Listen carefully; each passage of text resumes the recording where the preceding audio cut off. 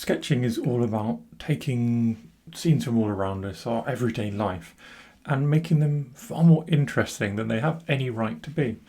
And in this video, we're going to be doing just that. We're going to be taking a really simple idea, but executing it well and with a little bit of verve and enjoyment, and combining a few ideas which will just bring it to life and create on this piece of paper something really cool. So what are those ideas? Well, firstly, you'll notice I'm using some very heavily textured paper. This is rag paper, but any watercolor paper has this amazing surface. You can hear how rough it is.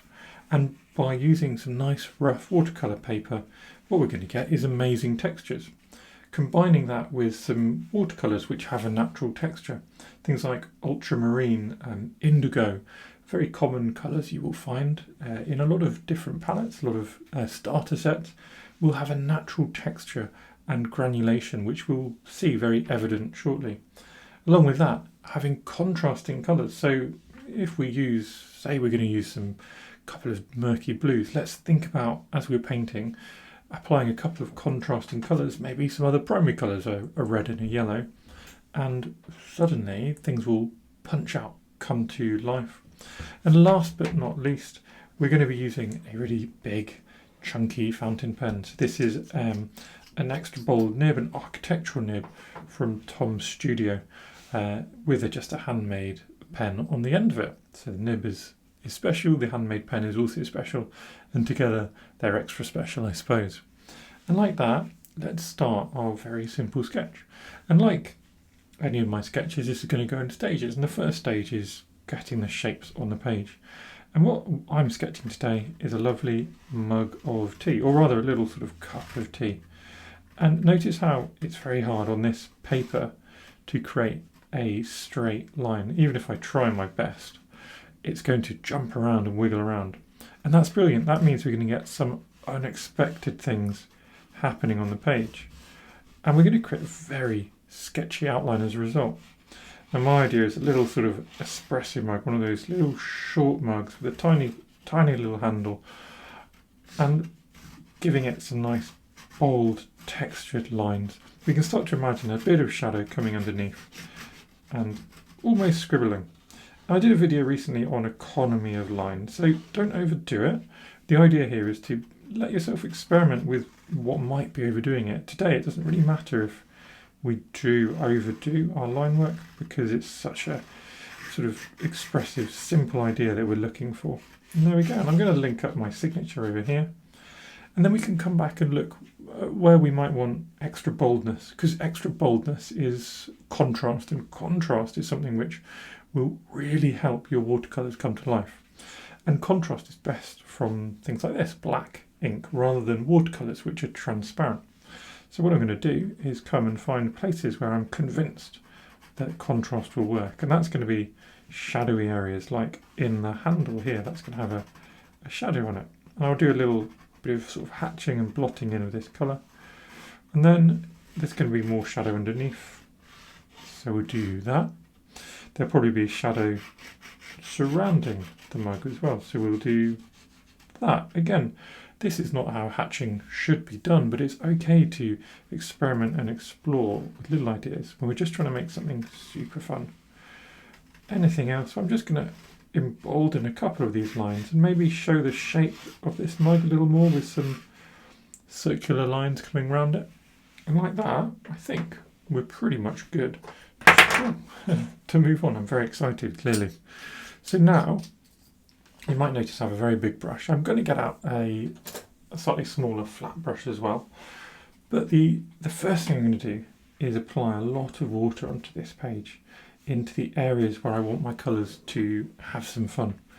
We're going to aim to get a really good level of contrast here, and that's going to mean two things. That's number one, we need some dark colours. We've got that with the ink, we'll get it with our colours.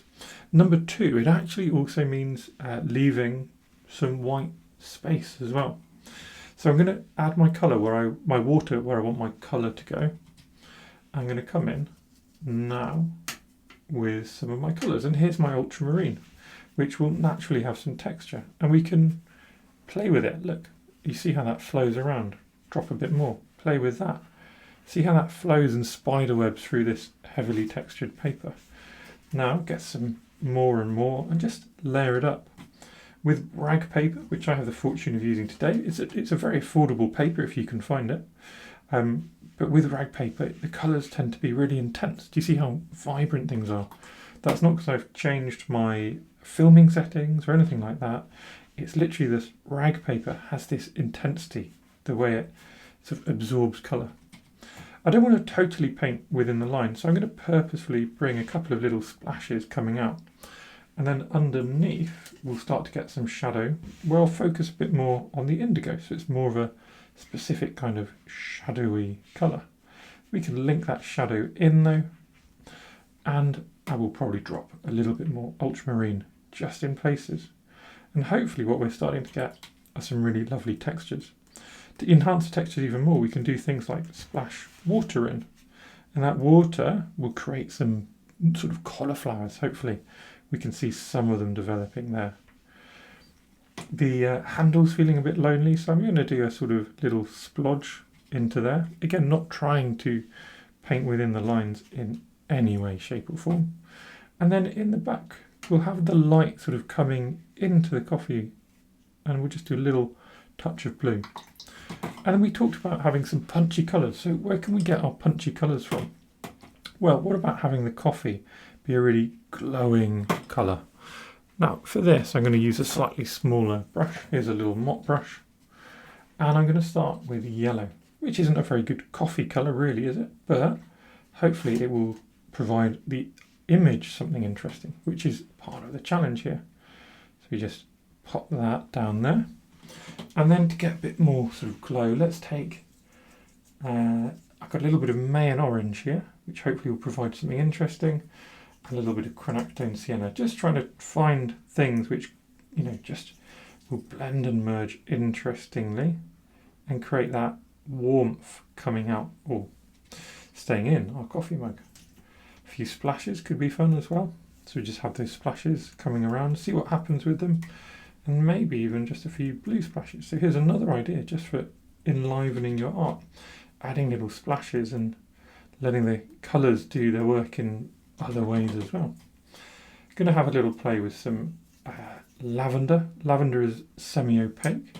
This is another texture, a bit like granulation is a kind of texture. Opacity in your watercolours will add another different feel to what's going on in your scene. And already we've built up this sort of manic colour, this really fascinating feel to our scene. And we can just now explore, experiment, play around, have these, maybe this is the steam rising from the mug, little reflections along into the ground or the surface that the mug's sitting on as well. And just using this slightly smaller brush, we can perhaps start suggesting some of the shadows a bit more, or even come in with some water. We can lift out a little bit of light, so we can lift our colours as well. We can scrub and produce a bit of texture just where the paper starts to slightly change the texture. Come back in there, touch in the blue, and we get something else happening as well. After a while it will all look a little bit busy, and it's important just to recognise that, and at some point stop and just let things cool down, let it dry out, and as it dries it will become less chaotic, it will move around a bit, it will soften, and we'll get a better idea of what's really going on within our painting. And so that's what I'll do now. Let this dry, and we'll come back and see if there's anything else we want to add to our really simple project. And here we are, our mad mug is now sort of calmed down a little bit, and we can have that last little play with our colours. Notice how things have settled a lot and become less bold, so perhaps that gives you a bit of license to come in, again with some bolder colours. You might want to do some more splashes, you might want to enhance the shadows and leave these painted-y feeling marks on your page even. I'm just going to do a few little touches, a little bit of the warmth in here, and a little bit of our yellow warmth in as well. A couple of splashes maybe a little bit of yellow over there.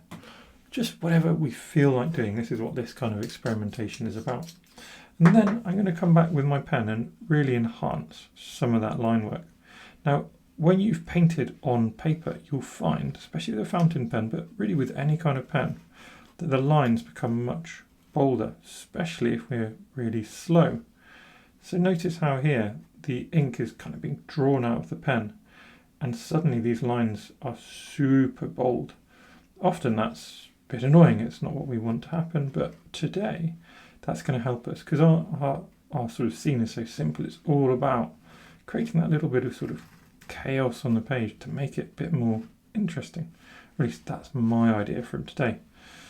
And just by letting that pen drag a little more slowly around the page, we can certainly create that extra bold line. If you've enjoyed this, consider joining me on Skillshare for all of my doodle classes, or check out one of these videos as your next video today.